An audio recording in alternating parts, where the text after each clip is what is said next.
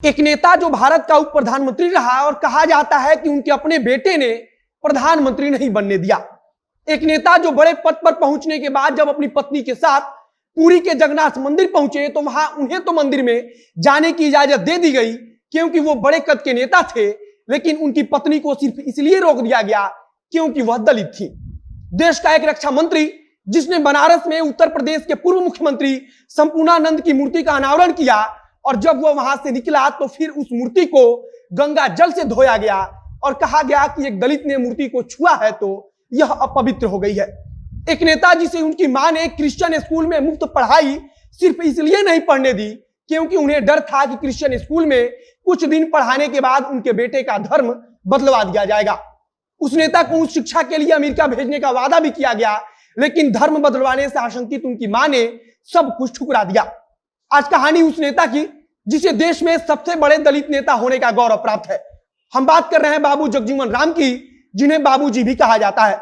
आज उनकी पुण्यतिथि के मौके पर हम आपको उनकी कहानी सुनाएंगे और निश्चित रूप से आप उनकी कहानी सुनकर यह समझ पाएंगे कि देश में जाति प्रथा किस प्रकार हावी हुआ करती थी।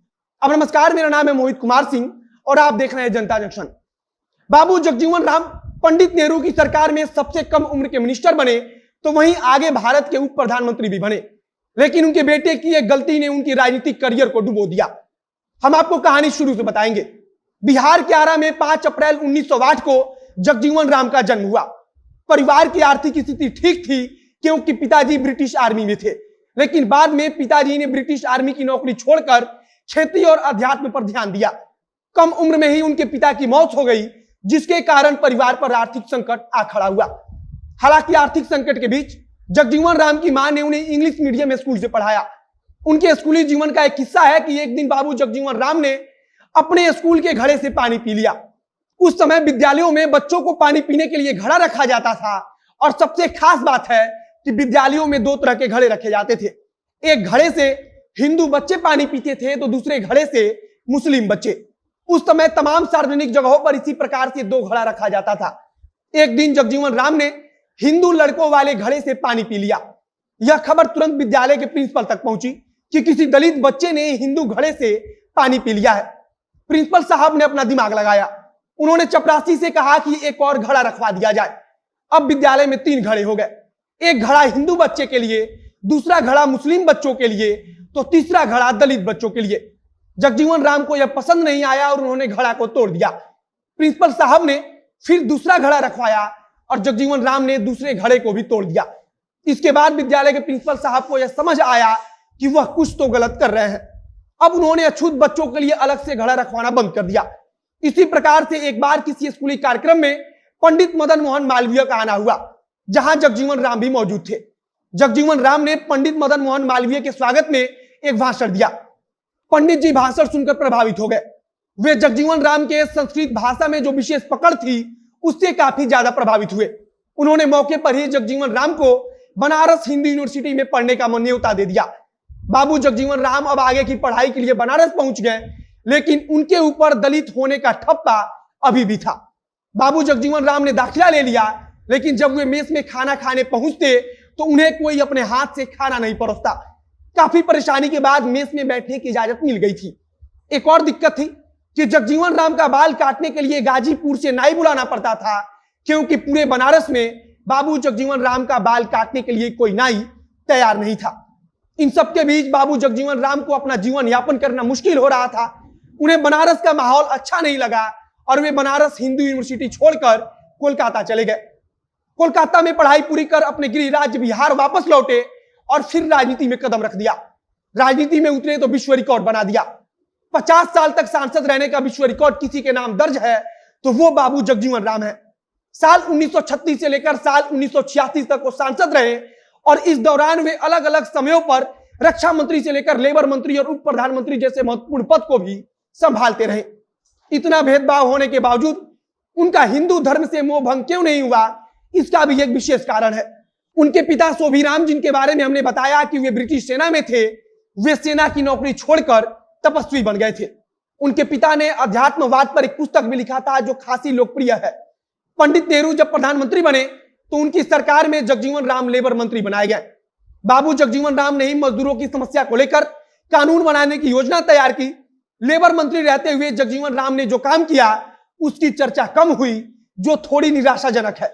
हालांकि जगजीवन राम ने आगे पंडित नेहरू की सरकार में रेलवे मंत्रालय से लेकर कम्युनिकेशन मंत्रालय तक का जिम्मा संभाला। सासाराम लोकसभा क्षेत्र से वे सांसद चुने जाते थे और इसी सीट से वे मरते दम तक सांसद रहे। जब इंदिरा गांधी पर इलाहाबाद हाई कोर्ट ने फैसला सुनाया और कहा कि रायबरेली से इंदिरा गांधी जो चुनाव जीतकर आई हैं वह अयोग्य है और उन पर अगले 6 साल तक लोकसभा चुनाव लड़ने से पाबंदी लगाई गई, तब जगजीवन राम इंदिरा गांधी के साथ खड़े रहे। जब इंदिरा गांधी ने कांग्रेस का अलग गुट बनाया, कांग्रेस इंदिरा, तब उन्हें इसका पहला राष्ट्रीय अध्यक्ष बनाया गया। समाज में जो भी संदेश गया हो, लेकिन जगजीवन राम सत्ता में बने रहे। साल 1977 में अचानक जगजीवन राम ने कांग्रेस छोड़ दी और अपनी पार्टी बनाई और उसके बाद जनता पार्टी के साथ मिलकर चुनाव लड़ने का ऐलान कर दिया। इसके बाद लगा कि जगजीवन राम प्रधानमंत्री बन जाएंगे, लेकिन एंड वक्त पर जयप्रकाश नारायण ने उन्हें रोक दिया और फिर प्रधानमंत्री बन गए मोरारजी देसाई। जगजीवन राम इतने नाराज हुए कि वे कैबिनेट में शामिल होने से भी इनकार कर गए, लेकिन कहा जाता है कि जेपी नारायण ने मुलाकात की और उस मुलाकात के दौरान जयप्रकाश नारायण भावुक हो गए। जयप्रकाश नारायण का यह दाव काम आ गया और जगजीवन राम उनके साथ हो गए। एक और याद है जो 1977 के लोकसभा चुनाव से जुड़ा हुआ है। बताया जाता है कि जगजीवन राम के साथ आने से रामलीला मैदान में विपक्षी पार्टियों की जो जनसभा होनी थी उसमें भारी भीड़ आई थी। इंदिरा गांधी और संजय गांधी रैली को सफल बनाने की कोशिश में लगे थे। उस दौरान ऋषि कपूर की फिल्म बॉबी काफी लोकप्रिय हुई थी। उस समय सूचना और प्रसारण मंत्रालय विद्याचरण शुक्ला के हवाले था, जो संजय गांधी के करीबी थे। उन्होंने उपाय निकाला कि अगर रैली वाले दिन टीवी पर बॉबी फिल्म दिखाया जाएगा तो फिर लोग रैली में नहीं पहुंचेंगे, और उन्होंने ऐसा ही प्रयास भी किया, लेकिन वह गलत साबित हुए। बताया जाता है कि उस दिन बारिश भी हो रही थी, लेकिन रैली में पहुंची भीड़ उसी जोश के साथ खड़ी रही जैसा उम्मीद जताया गया था। एक और कहानी है जिसने बाबू जगजीवन राम के राजनीतिक करियर को डुबा दिया। साल 1978 में सूर्या नामक मैगजीन में जगजीवन राम के बेटे सुरेश की कुछ तस्वीरें छापी गईं। मैगजीन के संपादन का काम मेनका गांधी देखती थी। बाबू जगजीवन राम के बेटे सुरेश की ऐसी तस्वीरें मैगजीन में छापी गई जिसमें वे शारीरिक संबंध बना रहे थे। जिस लड़की के साथ वे शारीरिक संबंध बना रहे थे वह दिल्ली यूनिवर्सिटी की एक छात्रा सुषमा थी। पूरे देश में हल्ला मचा और सुरेश ने दिल्ली यूनिवर्सिटी की लड़की सुषमा से शादी भी कर ली, लेकिन जगजीवन राम का करियर डूबता चला गया। बाबू जगजीवन राम ने जम्मू में एक बार भाषण देते हुए कहा था कि रोटी और बेटी बराबरी में मिलती है, बिरादरी में नहीं। पूर्व लोकसभा स्पीकर मीरा कुमार इन्हीं बाबू जगजीवन राम की बेटी हैं। आज बाबू जगजीवन राम की पुण्यतिथि पर हम भी उन्हें श्रद्धांजलि अर्पित करते हैं। वीडियो को समाप्त करते हैं। अंत में हमारा नाम है मोहित कुमार सिंह और कैमरे के पीछे पीयूष रसिया खड़े हैं। बहुत बहुत धन्यवाद।